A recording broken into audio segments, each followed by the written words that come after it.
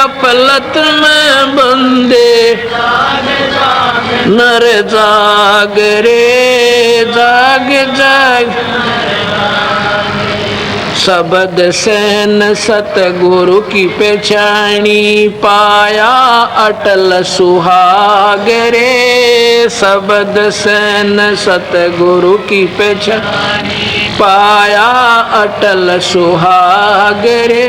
नित्यानंद महबूब गुमानी, परगट पूर्ण बाग रे। परगट पूर्ण बाग रे। और बात तेरे काम ना, संतों शरण लाग रे। के सोए गफलत में बंदे, जाग जाग नर जाग। सत साहेब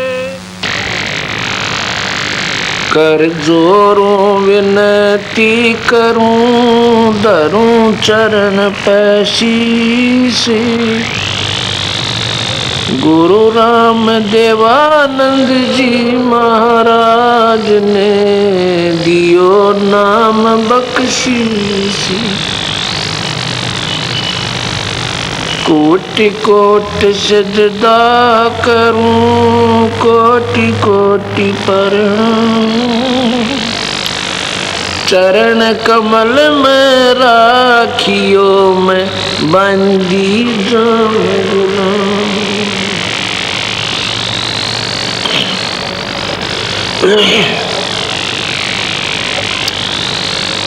मानुष जन्म दुर्लभ है, मिले न बारंबार। तरवर से पत्ता टूट पड़े वो, बोर न लागे डर। कबीर फागुन आवत देख के, कबीर पतझड़ आवत देख के। बन रोवे मन माही, ऊंची टेनी पात थे इब पीड़े हो जाए। तरवर कबीर तरवर कहता पात से, सुनो पात एक बात। यहाँ की यह रीति है, एक आवत एक जाते। सतगुरु बंदी छोड़ भगवान कबीर साहब एक उदाहरण के द्वारा हम अज्ञानी जीवों को समझाना चाहते हैं। नादानों, आप काल लोक में रह रहे हो, प्रतिदिन ना जाने कितनी घटनाएं अखबार में पढ़ते हैं, पेपर में पढ़ते हैं, न्यूज़पेपर में, और कोई ना कोई रिश्तेदारी में, अड़ोस पड़ोस में कहीं ना कहीं ऐसी घटनाएं हम तकरीबन सुन लेते हैं। और फिर भी हमें डर नहीं बनता कि हम बाकी जो बचे हुए हैं वो निश्चिंत रहते हैं। जैसे कोई व्यक्ति जरूरी कामवश और नाइट सर्विस में जाता है, रात्रि के समय। नाइट सर्विस में वही व्यक्ति जाता है जिसने बहुत ज़रूरी कार्य हो, और फिर वापस आके अपना और भी काम संभालना हो। ऐसी घटनाएं आपने सुनी होंगी कि बस एक्सीडेंट हो जाती है और वो व्यक्ति मर जाता है। अब यहाँ बाकी जो बचे हुए वो कभी भय नहीं मानते इस बात का। उस बेचारे ने क्या सोच रखा था कि मैं वापस नहीं आऊँगा। वो चला जब ना जाने कितनी हिसाब किताब लगा करके चला होगा, जैसे हम प्रतिदिन जाते हैं। जैसा कि आपने, क्योंकि जो ताज़ी घटनाएं होती हैं वो कुछ दिन याद रह जाती हैं। गुजरात में अनर्थ हुआ, सुना होगा। वहाँ पर कई हजार व्यक्ति और सारे ही 3-4 मिनट के अंदर उन्हीं मकानों के नीचे दब के अपने प्राणांत कर दिए। शरीरांत होगा, उनका देहांत हो गया। जिनको बनाने में 3 पीढ़ी लगी हो मनमाने। तो ये हमने यहाँ के खेल को समझ नहीं पाए हम। इसके बारे में कबीर भगवान कहते हैं कि तुम काल लोक में रह रहे हो और यहाँ ना जाने ये कब के बिजली गिर दे और के घटना घट जा। पीछे उड़ीसा में शाम के समय अपने प्रेम से सपरिवार सोए थे और सुबह लाश तिरती मिली। वहाँ पर 100 तिर रहे थे। समुद्र ने उछाल लिया, साइक्लोन बना और तबाह कर दिया। इसके बारे में बंदी छोड़ कहते हैं, कबीर झूठे सुख को सुख कहे, मान रहा मन मोदे, ये सकल चबीना काल का, कुछ मुख में कुछ गोदे। ये सब काल आहार है, कुछ तो मुख में कुछ तो खा रहा है और बाकियों को खिला रहा है गोदी में। ये तेरा बेटा या तेरी बेटी, ये तेरी संतान, ये तेरी कोठी, ये कार, ये फैक्ट्री। और 1 सेकंड के बाद क्या देखता है? शमशान घाट के ऊपर। यहाँ सतगुरु महाराज कहते हैं, झूठे सुख को सुख कहे, ये मान रहा मन मोद, ये सकल चबीना काल का। होए होए और कुछ मुख में कुछ गोद।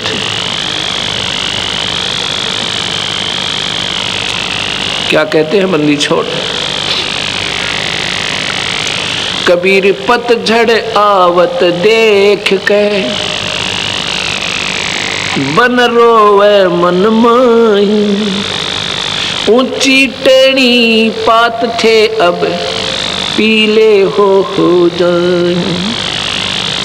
जब पतझड़ आती है, वो पत्ते जो सारा वर्ष बड़ी मस्ती मारते हैं, ऊंची ऊंची टहनियाँ को ऊपर फड़फड़ फड़फड़ और बड़ी मस्ती में रहते हैं, अब वो पीले होते हैं और गिर जाते हैं और अलविदा कर जाते हैं। ऐसे ही ये शरीर अब हमारे सफ़ेद बाल हो गए। ये टोकन आ गया ऊपर तक, ईश्वर का इशारा है कि सावधान हो जा, अब कभी भी टिकट कट सके, कभी भी जा सकते हो यहाँ से। और वैसे तो यहाँ इस काल की मर्जी है, कभी भी कुछ कर सकता है। पर यो तो पक्का संकेत है कि पीले पत्ते हुए ना और टूट के गिरे ना, उसी समय गिर जाएंगे, अर्थात कभी भी जा सकते हैं।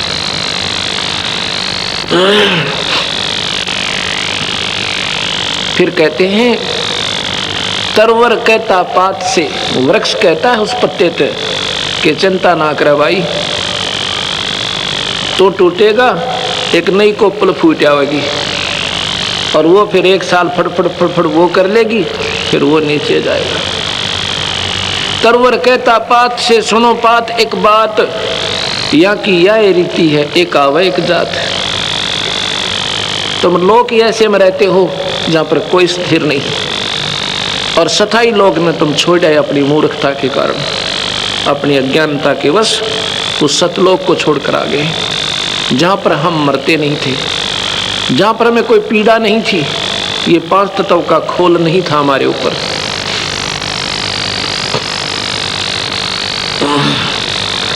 फिर क्या कहते हैं बंदी छोड़, बेटा जाया खुशी हुई, पुत्र हुआ बड़ा आनंद मनाया, खूब बजाए थाल, आवन जावन लग रहा जो कीड़ी का नाल। पुत्र हुआ, खुशी मनाई, राजाओं के बाजे बजे, बैंड बजे, भेरी और शहनाई बजी, गरीब आदमी ने उसकी रीस करी, थाली बजाई, मेरा बेटा हो गया। सतगुरु महाराज कहते हैं कहाँ प्रसन्न हुए नादान, यो तो आवन जावन लगा हुआ जो कीड़ी का नाल। आपने चींटी देखी होंगी, वो लाखों की संख्या में इधर भाग रही हैं, लाखों की संख्या में इधर भाग रही होती हैं, वो कीड़ नाल दिखाई देता है ना, आपने कभी देखा हो, उनको 1 मिनट की फुर्सत नहीं होती। तो ऐसे ही 1 लाख प्राणी यहाँ से रोज जाते हैं और 1.25 लाख नीचे ना रहे मनुष्य शरीरधारी, और तो गिनती नहीं कीड़े मकोड़े खींचने मरा। ये मनुष्य 1 लाख ज़्यादा भी हो जाए कोई, बाकी सतगुरु ने ऐसा ही लिखा है। तो यहाँ कहते आवन जावन लाग राज्यों कीड़ी का नाल।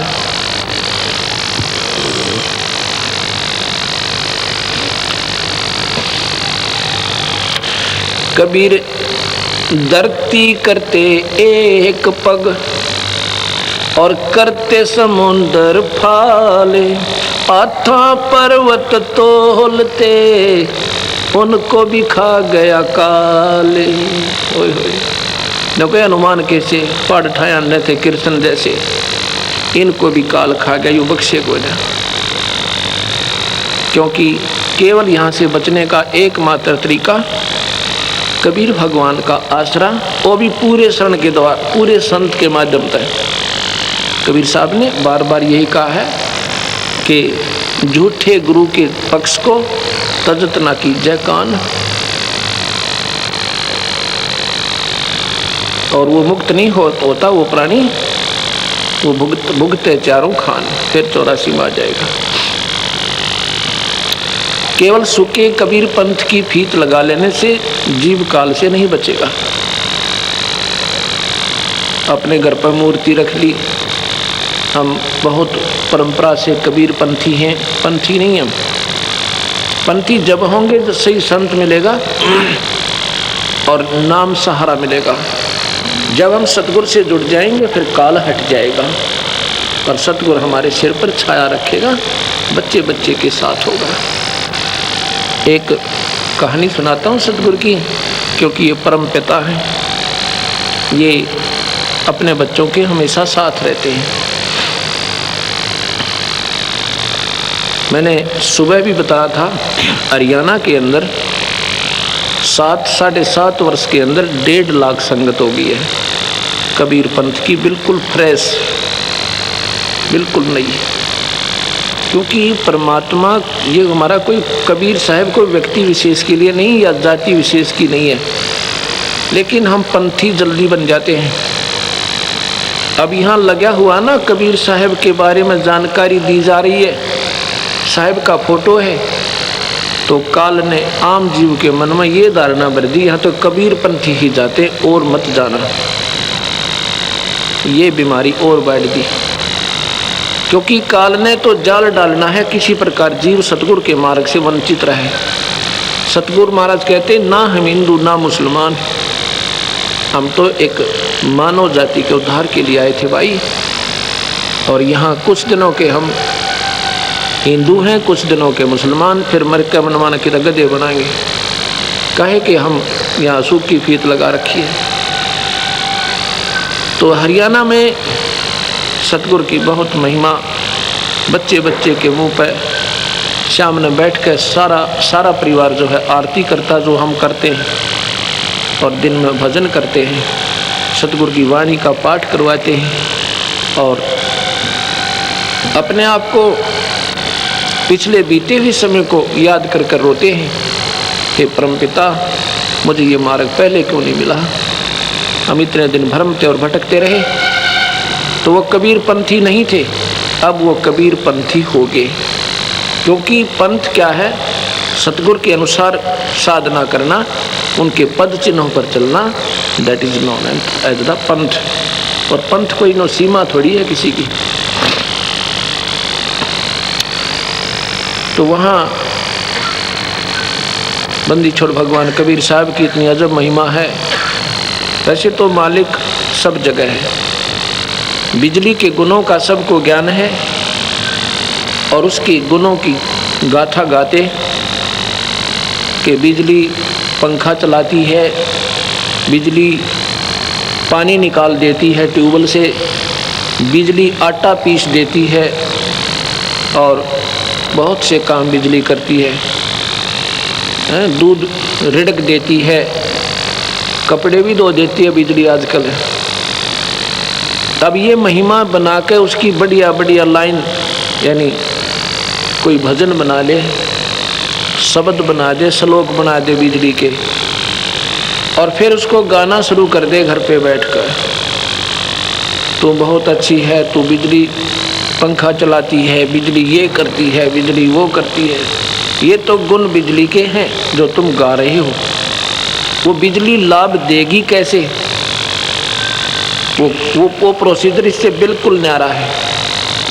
वो तरीका ही भिन्न है जिससे बिजली लाभ देवेगी कैसे। कनेक्शन लेना पड़ेगा, उसका फॉर्म भरना होगा, वो पूरी फॉर्मेलिटीज़ करनी होंगी, और फिर वो जब मीटर लग जाएगा, कनेक्शन मिल जाएगा। जो गुण गाया करते थे बटन दबाओ लाभ लो। ऐसे सतगुरु की महिमा गाने वाले संतों की कमी नहीं। मैंने सुबह भी बताया था, कबीर पंथ में शिष्य कम है, गुरु गणे। और वो शब्द गाते हैं, सतगुरु की महिमा सुनाते हैं, कहते हैं फलाना संत सतगुरु की बहुत बढ़िया बानी जानता है। अरे सतगुरु की बानी तो ये लिख रखी कबीर साखी, ये बढ़िया और घटिया क्या होती है? वो तो एक टेप रिकॉर्डर है जो उसने घोटका के सुना लग रहा, वो तो एज ए टेप रिकॉर्डर का काम कर रहा है। और इसमें लिखी हुई सारी ये घटिया नहीं होती सतगुरु की बानी, और उसके मुंह से कोई बढ़िया नहीं बन जाती है। हाँ, हम अलगोजा, हम कान के विषयी हैं, हम सबर पसंद करते हैं। सतगुरु ने कहा है कि कबीर हरि के नाम बिना ये नार कूतिया हो, गली गली भौंकत फिरे टूक ना डाले को। अब इसने सुनकर कलेजा धड़कना चाहिए कि हम कुतिया बनेंगी, और कुतिया बनकर के सलूक होगा अपने साथ। ये डर तो लगा नहीं? कहते नहीं, इस महाराज का बढ़िया गला नहीं था, वो फलाना बहुत बढ़िया सुनाओ था। अरे कोई बात हुई या? तुम तो नशे में हो, फिर आपके हृदय में अब नशा नहीं उतरा आपका। जैसे मैंने दिन में कहा था, कोई मुझे आकर कहे कि आपके चोरी हो गई, और मैं कहूँ कि उसने बढ़िया नहीं बताना आया, आप बताओ। फिर वो गा के बताए आपका चोरी हो गई, तो अच्छा लगेगा। कलेजा धड़कना चाहिए था कलेजे में, और चल पड़ना चाहिए था उसी समय उठकर। अगर शराब ना पी रखी होगी, नशे आदमी कह सकता है इसने अच्छा नहीं सुना, आप सुनाओ। ऐसे ही ये इतने दुख की बातें, और फिर कहते नहीं वो अच्छी सुनाता था। तेरा गजब हुई हो, तेरे हृदय में जगह नहीं बनी ईश्वर की, इसलिए फलाना अच्छा दकड़ा अच्छा। अच्छा तो ये है, उसी समय दर्द हो, उसी समय हृदय के अंदर कसक उत्पन्न हो, और त्याग दे बुराई, लग जा सतगुरु चरणों में, अपना कल्याण करवा ले, तो बात हुई। तो ऐसे ही हम गाने और बजाने पर नहीं उलझना चाहिए। तो जो प्रसंग चल रहा था वहीं फिर आते हैं कि सतगुरु की जो महिमा है,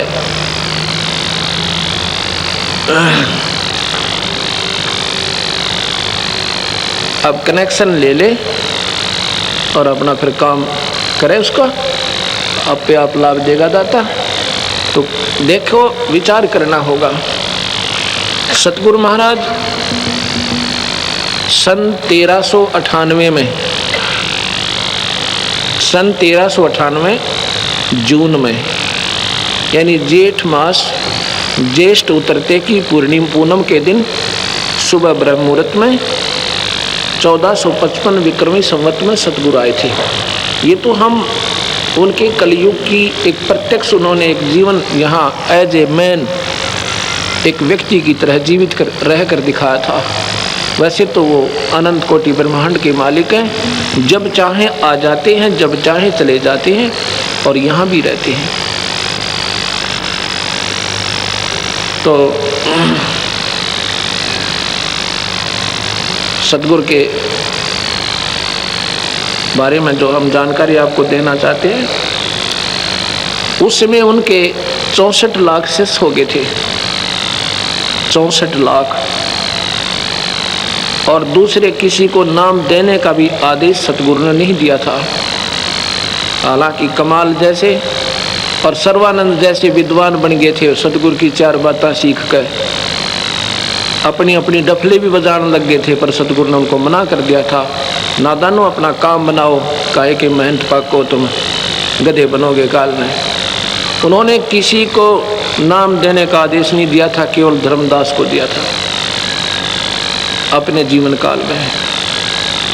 क्या उन्होंने बहुत अच्छा किया था। ना सारे अंडी पाक जानते अपनी अपनी डफली, क्योंकि उनके जाने के बाद बन गई वही बात। फिर कुछ तो रोजी रोटी का धंधा ढूंढ लेते हैं। उन्होंने आत्म कल्याण से कोई मतलब नहीं होता। हमने चाहिए अपना कल्याण कराएं, अपना बेड़ा पार करें और अपना काम बना जाएं।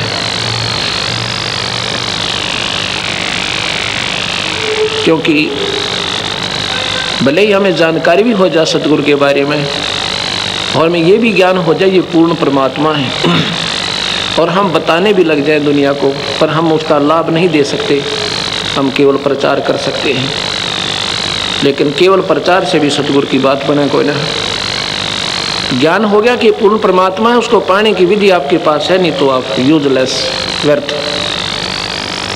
ये तो संत जिनके पास शब्द शक्ति होती है और उनको आदेश होता है नाम देने का, वो अगर आपको उपदेश देते हैं उनका उपदेश फलेगा, अन्यथा नहीं फलेगा। क्योंकि सतगुरु फिर शब्द शक्ति से अपने अंशों से जुड़ता है। बातें बताने वाले बहुत अच्छे मिल जाएंगे, वक्ता भी बहुत अच्छे होंगे आपके, एक से एक बढ़िया बोलने वाले भी मिल जाएंगे आपको, पर वो रोग नहीं काट सकते आपका, वो आपको कुछ नहीं दे सकते। कैसे? मुख्यमंत्री के आने से पहले मुख्यमंत्री का कहीं पर प्रोग्राम हो, उनके आने से पहले वक्ता धरती और आसमान मिला देते हैं। इतने बढ़िया लेक्चर देते हैं, इतनी बढ़िया स्पीच देते हैं, लेकिन उनका पल्ला कुछ नहीं। वो तो मुख्यमंत्री आएगा और जनता अपनी अर्ज करेगी, एक शब्द कहेगा, अच्छा भाई सड़क बना दो। कहते हैं कि स्कूल नहीं है, कन्या स्कूल बना दो, उसके शब्द में शक्ति है। और वह सूखे ढोल पीटते थे पहले, उनके पास कुछ नहीं था। ऐसी बातों के बताने वाले, शब्दों के गाने वाले, कबीर साखी को बड़े ढंग से बताने वाले संतों की कमी नहीं है, पर शब्द शक्ति के बिना वो जीव को कुछ नहीं दे सकते। स्वयं भी धोखे में, इसी करके कबीर पंथ फेल होने जा रहा है।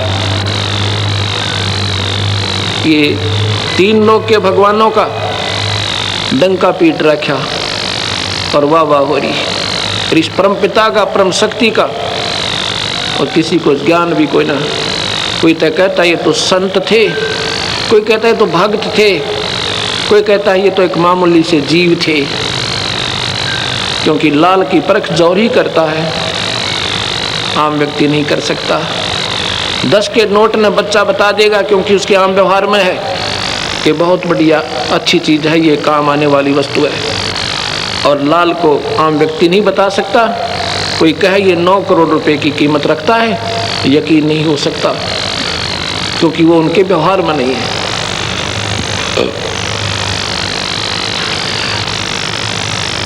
एक समय